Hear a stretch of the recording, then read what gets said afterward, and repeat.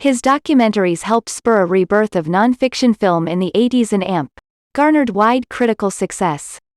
But until 2003's The Fog of War, Morris was shunned by the Academy Awards. Morris's first two films won much acclaim: Gates of Heaven, 1978, and Vernon, Florida, 1981. In the second movie, Morris intended to explore Nub City, the town known for residents trading limbs for insurance settlements, but death threats, and some other equally fascinating locals, morphed Morris's focus into profiling other citizens instead. After his first two films, Morris found financing for new projects scarce, so he turned to an unusual source of income, working as a New York private detective. Finally, after 6 years, he moved into feature-length, and more serious projects, with The Thin Blue Line, 1988. Errol Morris cites his detective experience as providing new skills for his investigative filmmaking, most notably in The Thin Blue Line, which resulted in a wrongfully convicted man being freed from a lifetime sentence in Texas after serving 13 years for a policeman's murder. Morris persuaded the real murderer to help free the innocent man. The real killer was subsequently executed for an unrelated murder. Morris uses techniques not traditionally seen in documentaries to make his films more dramatic and diverse, such as The Thin Blue Line's incredibly eerie Philip Glass score, and the haunting reenactments of the policeman's murder.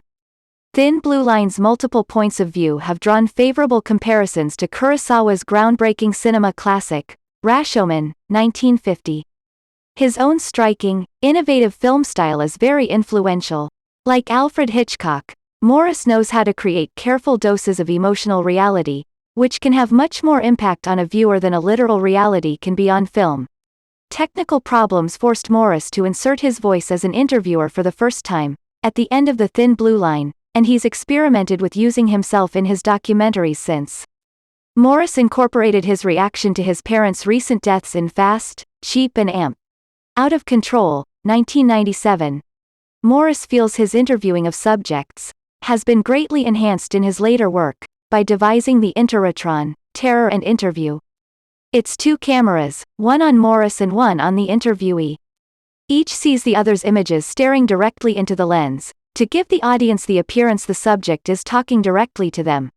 While his work explores a wide range of subjects, Morris has stated his films break down into completely whacked out and politically concerned. Many focus on people with strong, unusual obsessions.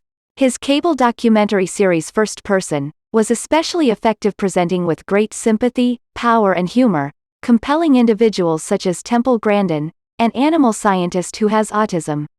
Grandin designs animal slaughterhouses to be humane. Fred Leuchter, the subject of Morris's film, Mr. Death.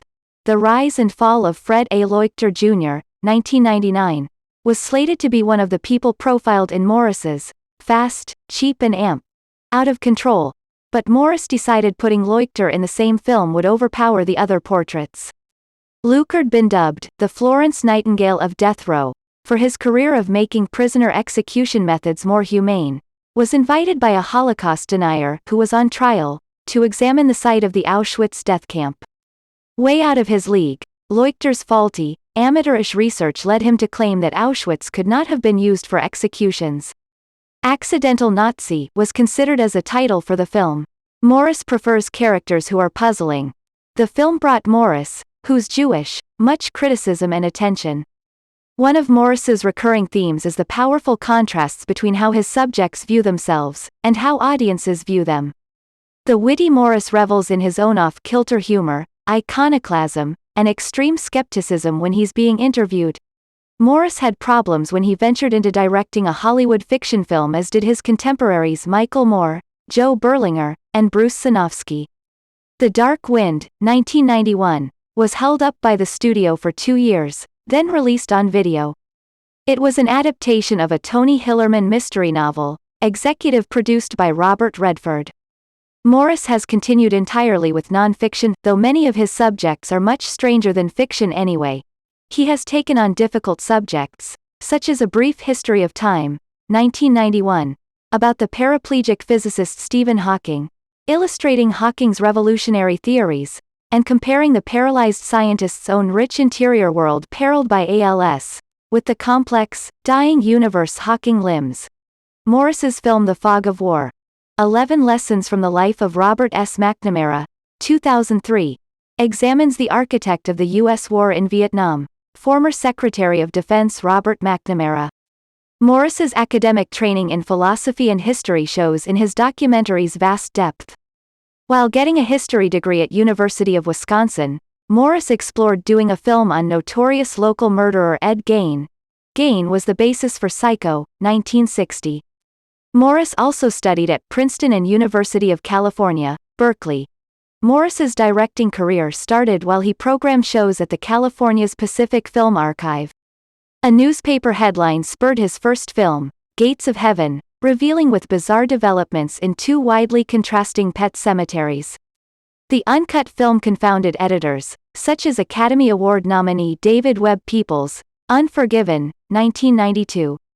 German film director Werner Herzog bet Morris that the film would never get made. At Berkeley, Herzog settled the bet on stage in an incredible display, as documented by director Les Blank, whose son, Herod Blank, is also an acclaimed documentary filmmaker, in Werner Herzog Eats His Shoe. Morris,